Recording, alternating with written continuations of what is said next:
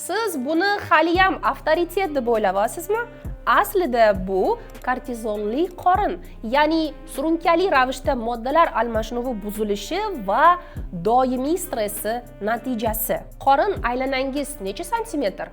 Ayollarda 80 santimetrdan va erkaklarda 90 santimetrdan katta bo'lgan qorin aylanasi insondagi kardiometabolik sindromdan dalolat beradi.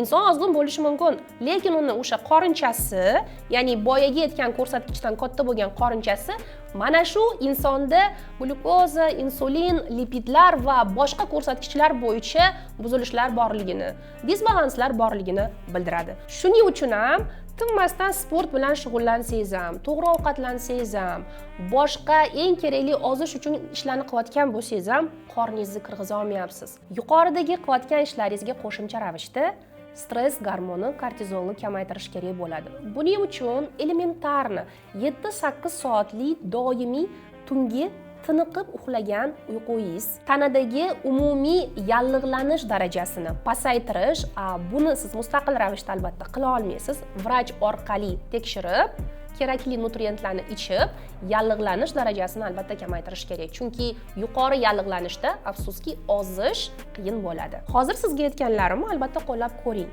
Qo'shimcha yana qilinish kerak bo'lgan ishlar haqida keyingi rillarda gaplashamiz. Men preventiv vrach, psixiatr, psixoterapevt Gulhayo Komiliy shu va shu kabi foydali ma'lumotlar bilan bo'lishaman. Sahifamni yo'qotib qo'ymaslik uchun obuna bo'ling.